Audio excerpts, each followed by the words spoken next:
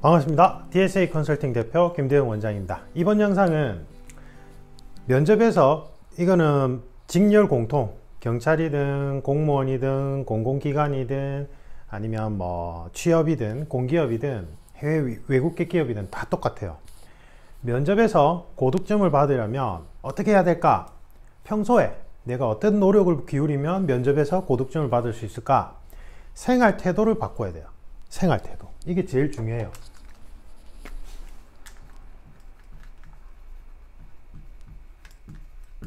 심층 면접에서 압박 질문을 한다든지 심리적 가중 압박 상황에 놓이게 하는 여러 가지 장치들이 있어요.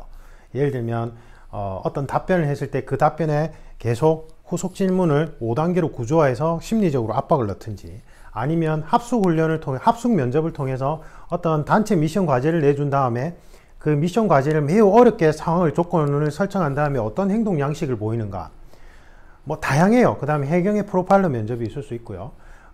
대통령 경호실 같은 경우에는 압박 면접 코스가 따로 있었어요. 요즘도 아마 있을 거예요. 예전에 있었단 말이에요. 압박 면접의 핵심적인 요소는 가중 압박 상황을 설정해서 그 사람의 평상시의 생활 태도를 나오게끔 하는 거예요. 그러니까 면접 준비할 때 면접장에 들어가서 막 가식을 떨죠. 저는 겸손합니다. 저는 배려심이 큽니다. 저는 공감을 잘합니다. 이런 식으로 답변도 만들고 그런 사람인 것처럼 행동하려고 하죠. 그게 이제 가식이에요. 근데 면접관은 이 사람이 그렇게 연기를 하고 있는 건지 정말 이러한 태도를 가진 사람인지 찾을 수가 없어요. 알 수가 없죠. 그때 가중 압박 상황을 설정해서 이제 그 사람의 원래 본연의 모습이 툭 튀어나오게끔 이제 하는 거예요. 그러한 장치는 많아요. 제가 이제 면접관 교육이나 아니면 면접 강사들 교육할 때 이러한 부분을 자세히 설명드리는데, 수험생분들은 그런 거 모르셔도 되는데, 어쨌든 그러한 설정을 통해서 이러한 것을 검증하려고 해요. 왜? 우리는 인간관계론이 심층 면접에서 가장 중요한 테마 중에 하나예요. 이 사람의 가치 기준점이 무엇이냐, 인생의 가치 기준점을 알게 되면 이 사람이 어떠한 갈등 상황에서 어떠한 선택을 할지 면접관은 예측을 할 수가 있고, 그 다음에 이 사람의 인간관계론에 있어서 본인만의 어떤 매너, 태도가 어떤 게 있는지를 알면 이 사람이 이러한 요소들을 통해서 원만한 인간관계를 구축할 수 있는지 측정할 수 있어요. 맞아요? 근데 이러한 것들은 평상시에 나의 생활 습관이나 태도에서 비롯돼요. 제가 카톡 상담만 해요. 저는 전화 상담이나 방문 상담 안 하거든요. 물론 직원이 없고 저 혼자서 이건 개인 연구실을 사실은 지금 컨설팅사로 3년 전부터 오픈을 해서 이제 하다 보니까 물리적으로 제가 뭐 전화 상담이나 오셨을 때 상담을 못하는 부분도 있어요. 분명히. 왜냐하면 타임별로 예약이 돼 있고 저도 스케줄이 2주 전에 딱 완성이 되기 때문에 이렇게 뭐 안 돼요. 안 되는데 제가 카톡 상담을 고집하고, 그 다음에 제가 이제 만약에 상담 직원을 따로 채용을 해도 저는 카톡 상담만 할 거예요. 그 다음에 실질적인 안내 영상을 링크를 걸어서 이제 여러분들이 그 안내 영상들을 보고 그 다음에 여기가 정말 괜찮은지 이제 알 수 있게끔 해요. 그게 왜 그러냐면 여러분들이 스스로 서치를 그러니까 조사를 하고 분석하는 훈련을 하고, 그게 그러한 조사나 분석하려고 하는 태도를 가지고 있는가 제가 그 1차 검증하는 장치예요, 이게. 그 다음에 저한테 이제 연락이 오셨을 때 여러분들이 문의했을 때 그 문체들을 보면 여러분들의 평상시의 언어 습관을 알 수 있어요. 언어 습관을 알면 생활 태도도 알 수 있어요. 유추가 된다고요. 그래서 제가 그렇게 진행하는 거예요. 진행하는데 이런 분들이 있어요. 저는 이 글로 적고 카톡을 안 하니까 전화 좀 받아주세요 하고 전화를 계속 하는 거예요. 저는 전화를 못 받죠. 받을 수가 없어요. 저 이제 오프라인으로 1:1 코칭이나 그 그룹 코칭 받아보신 분들 알잖아요. 계속 수업하고 있는데 전화가 울리면 저거 어떻게 받아요? 맞죠? 그러니까 받을 수도 없는데, 그렇게 계속 얘기하는 분이 있어요. 쌤 제발요, 교수님 제발요, 제가 너무 급합니다. 저 사정이 너무 정말 코칭 받고 싶어요. 그런데 저는 카톡으로 그 다음에 동영상 보고 이렇게 하는 거 싫어요. 저는 그렇게 하는 게 눈에 안 들어와요. 그러니까 전화 한 번만 하게 해주세요. 한 번만 찾아가면 안 될까요? 계속 그러는 거예요. 이게 공감과 배려와 겸손이 있나요? 저한테 정말로 배움을 청하고 코칭을 받고 싶으시면 제가 하라는 대로 해야 되지 않을까요? 제 나름대로는 이유가 있어서 카톡으로 먼저 문의하실 거를 글로 정리를 해주시고, 그 다음에 제가 안내 영상을 상세히 세분화해서 모아서 드리니까 영상을 꼼꼼히 한번 봐주세요 하는 데는 무언가 이유가 있겠죠, 선생으로서. 근데 그걸 안 하는 거예요. 왜? 하기 싫어요. 귀찮으니까. 그런 분들이 있어요. 알아요. 그런데 내가 누군가에게 배움을 원하고 그 다음에 그 사람한테 코칭을 받고자 한다면 그걸 해야 돼요. 그걸 하지 않는 사람은 내가 이 사람한테 배울 준비가 안 돼 있는 거예요. 그게 핵심이에요. 진짜로. 제가 이제 그 칼리 수련 네트워크 모임이 있는데 거기 군경 현직자분들끼리 다 모여요.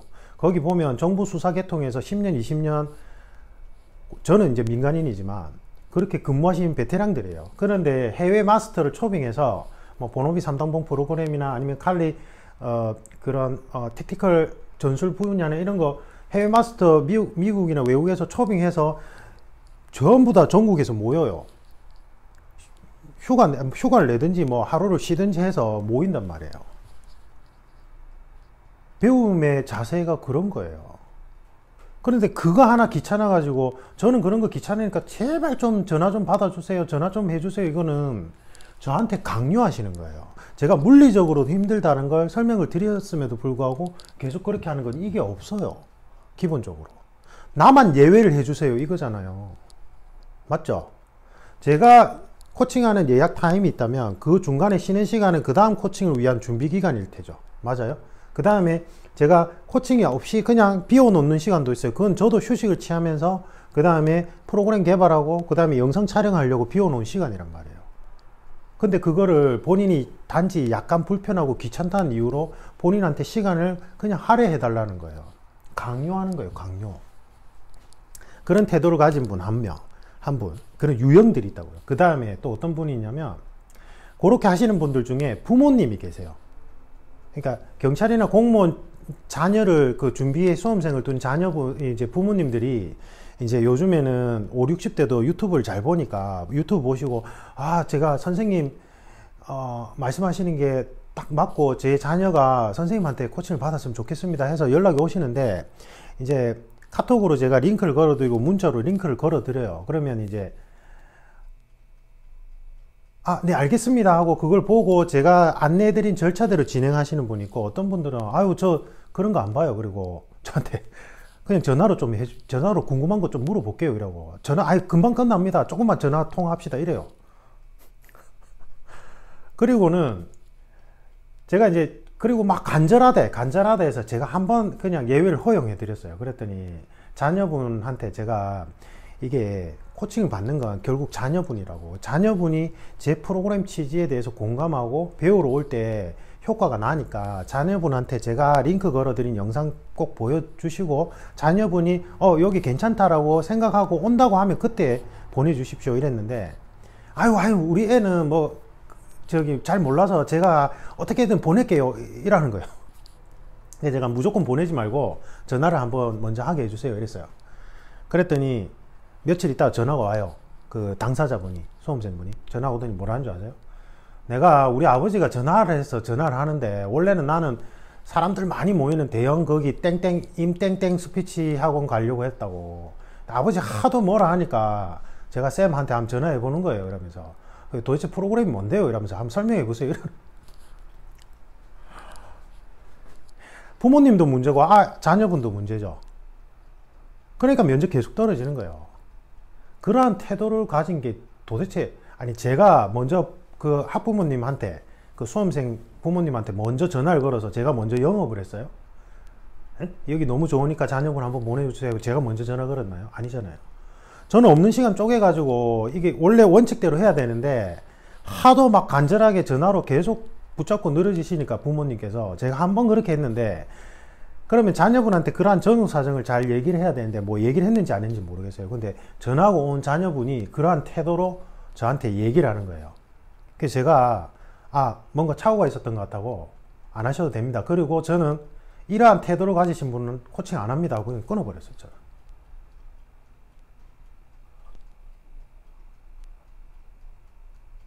이게 문제인 거예요. 이게 의외로 많아요. 이런 생활 태도 가진 분들. 아유, 저 강사 나부랭이 이러면서. 예, 본인들끼리 여러분들끼리 있을 때 아우 저 강사 나부랭이 이러면서 뭐 지그나 우리나 뭐 이러면서 어? 그러면서 또 배워.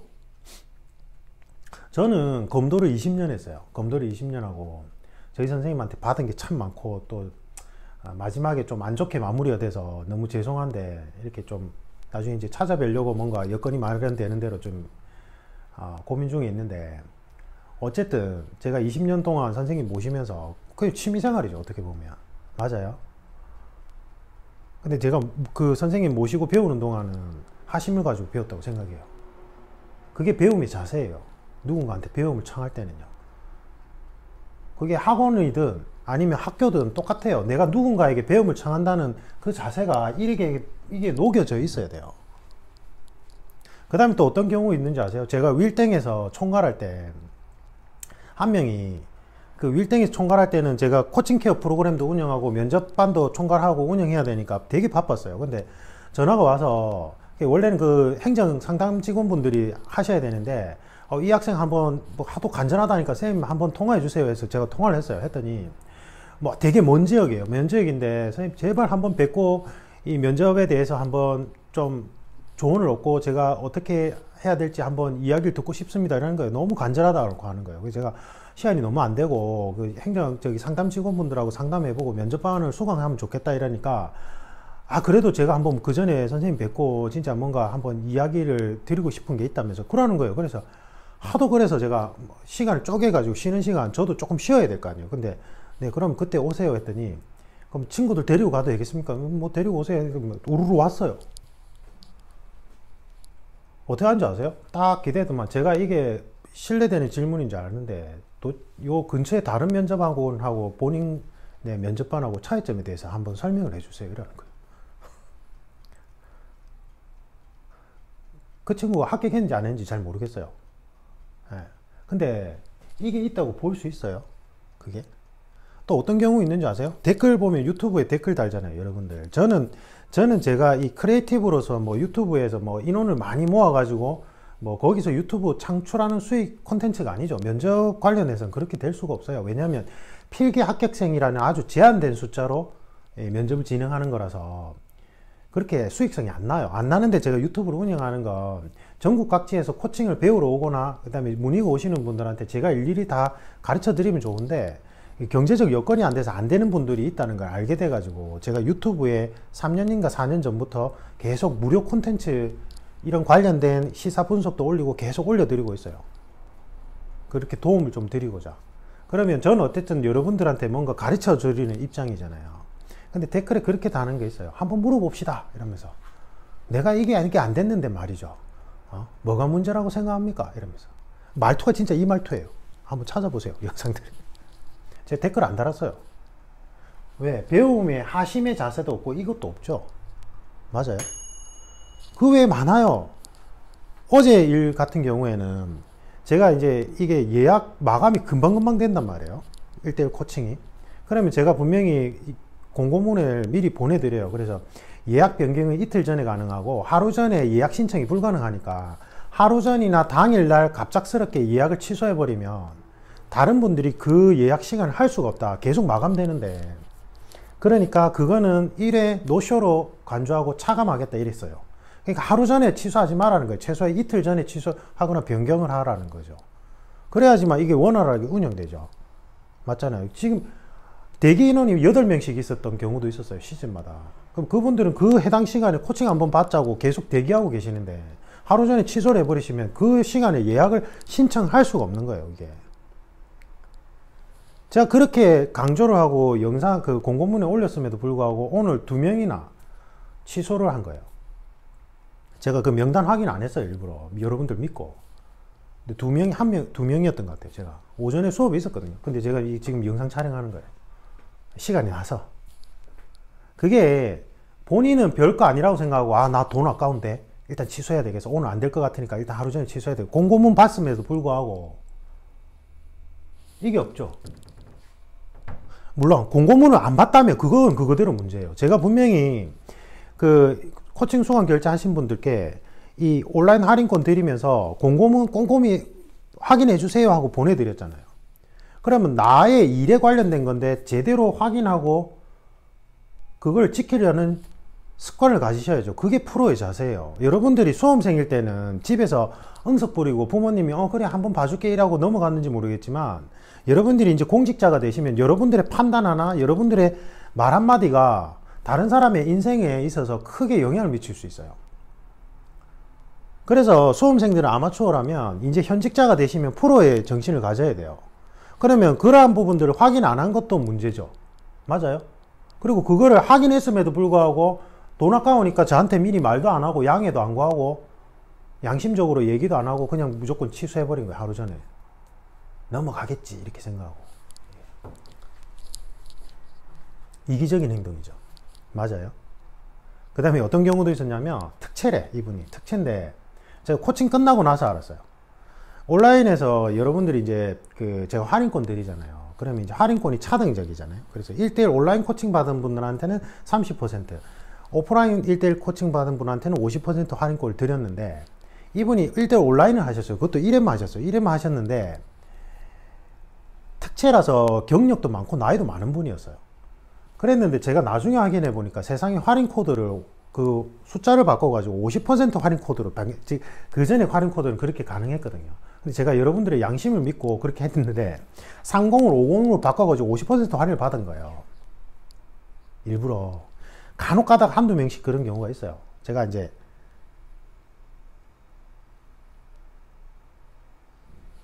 없죠. 맞죠? 본인은 아유 뭐 몇만 원 차인데 뭐 요 정도 내가 뭐 조정해서 하는 게 별 거 있겠네. 그런 분들이 경찰 되면 돼요. 경찰이란 직업 또는 공직자란 직업은 막강한 공권력을 행사하는 집단이에요. 그 공권력을 내가 사적인 용도로 오남용하는 순간 공권력 오남용 문제가 생기고 인권 유린 사태가 벌어져요. 근데 그러한 사소한 것부터가 본인이 지켜있지 않으면, 그래서 공직자는 일반인보다 높은 수준의 윤리 도덕 의식을 필요로 하는 거예요. 케이스가 많아요. 무궁무진해요. 진짜로. 아니면 전에 밀코반 수업할 때 제가 한번 되게 몰아한 적이 있는데, 제 시사 뽀개기 이론 강의, 그거는 쌤 의견이죠. 쌤 생각이죠. 이라는 거예요. 저보고 됐든. 그래서 제가 헌법학 이론을 풀어서 설명한 거니까 내 개인적인 의견은 없다니까. 그러니까 그럼 쌤 의견은 뭔데요? 이래요. 도대체 제 의견이 왜 궁금해요? 여러분들이 스스로 시사를 분석하고 여러분들이 의견을 정리하는 게 이 시험의 목적인데, 그래서 제가 제 개인적인 의견을 제시하는 순간 여러분들은 중립적으로 여러분들의 가치 기준점으로 판단하는 능력을 잃어버리게 돼요. 그래서 저는 제가 시사 분석할 때 제 개인적인 의견은 안 실어요. 그냥 헌법 원리상 이러한 측면으로 분석할 수 있다. 핵심 쟁점이 이거다라고만 설명드리고 끝을 내죠. 근데 왜 그런 거예요? 저하고 토론하거나 말싸움하고 싶은 거예요. 그러한 태도들이. 그 이면에는 그게 깔려 있는 거예요. 제가 되게 뭐라 했어요. 그러니까 밀코반 수업은 여러분들이 아셔야 되는 게, 제가 여러분들의 행동 양식이나 이러한 것들을 보고 여러분들이 이게 거짓으로 이러한 행동이 있다라고 이야기한다면 되게 뭐라해요, 제가. 그 다음에 이러한 생활 태도적인 부분들 계속 지적해요. 말을 웅얼웅얼 하면 면접장 들어가서도 압박받았을 때 웅얼웅얼하게 돼 있어요. 그래서 제가 웅얼웅얼 하지 마세요 계속 뭐라 하거든요. 그러니까 밀코반 분들은 되게 그게 불편할 수 있어요. 근데 그걸 감수하고 수업을 들으러 오시는 거예요. 전국 각지에서. 생활 태도. 이거 정말 중요해요. 제가 전국 각지에서 모든 직렬별 체불 경험이 있는 3번, 4번인 분들을 코칭하거나 상담을 해보면 이러한 부분들이 의외로 커요. 근데 본인은 인식을 못해요. 자각을 못해요. 자각을. 어떤 분은 너무 우수한데 한 가지가 뭐가 문제였냐면, 인간관계론에 있어서 마치 가족들이 나중에 자기가 만약에 가족을 만들면 가족이 자신의 부품이냐, 내가 결정하고 내가 가장인 내가 결정하는 대로 가족들이 따라와야 된다는 식으로 말하는 거예요. 나중에 이제 조금 깊이 있게 이야기가 진행되니까, 코칭할 때. 그 위험한 발상이죠. 맞죠? 가족 구성원들은 부하가 아니에요. 가족 구성원들은 나와 함께 인생을, 추억을 나누어가는 동반자예요. 내 자식도 마찬가지예요. 그러한 사고방식을 가지고 있는 사람이 확장에 대해서 직무가 지나가는 어떻게 변질될까요? 제가 그걸 얘기해 드리니까 그때서야 아 맞네요 쌤, 저 그런 부분 몰랐어요 교수님이래요. 지금 아주 생활 잘하고 계세요. 다른 건 원래 다 우수하신 분이었는데 그 부분만 본인이 자각을 못하고 있었던 거예요. 예. 그래서 면접 고득점 받기 위해서 뭐 발성이니 그 다음에 뭐 답변의 퀄리티니 시사 분석을 어떻게 해야 되니 다 중요해요. 중요하지 않다는 게 아니에요. 근데 여러분들이 스스로 한번 생각해 보세요. 인간관계론에 있어서 내가 내 삶의 태도가 어떤지, 과연 겸손한 태도를 가지고 있는지, 배려심이 있는 건지, 다른 사람의 입장을 역지사지해서 공감할 줄 아는 능력이 있는 건지 한번 체크를 해보세요.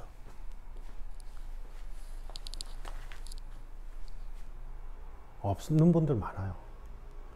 어떤 분은 예전에 제가 예전에 윌땡 총괄할 때요, 본인이 이런 게 있다고 답변해서 얘기해 놓고는 술 먹고 학원에서 이제 그날 일찍 와서 잔 거예요. 그래도 수업 들으려고 온 태도는 아주 좋은 건데 술 냄새 풀풀 풍기면서 거기 다른 직렬 시험 그 필기 준비생들 준비하는 같은 공간이었는데 이게 없잖아요. 제가 그 뭐라 했거든요. 뭐라 해도 안 하다요. 그게. 여러분들의 생활 태도를 조금씩 바꿔가세요. 면접과 상관없어요 사실은. 제가 1:1 온라인 코칭이나 오프라인 코칭, 그 다음에 밀코반 수업을 할 때 제가 그 말씀 드려요. 면접에서 고득점을 받는 것도 중요하다. 그런데 제가 여러분한테 바라는 건 여러분이 어떻게 살아왔는지 한번 되돌아보고 어떻게 살아갈 건지에 대해서 방향성을 설정하고 여러분들이 어떠한 태도로 인간관계론을 형성해 왔는지 한번 점검하는 시간이 되었으면 좋겠다. 그래서 최종 합격되면 좋지만 혹시나 뭐 다른 요소에 의해서 최종 합격이 안 되더라도 여러분들이 살아가는데 큰 힘이 될 것이고 언젠가는 최종 합격하게 돼 있다. 제가 그 말씀을 드리거든요. 그게 핵심이에요. 핵심. 떨어질 수 있어요. 다음에 붙으면 되죠. 맞죠? 그런데 이러한 근본적인 부분들이 문제가 있으면 여러분들이 인생을 살아갈 때 합격하고 나서도 문제가 계속 발생해요. 그래서 제가 오늘 예약이 갑자기 비길래 부랴부랴 영상 촬영했습니다. 도움 되셨길 바랍니다. 이상입니다.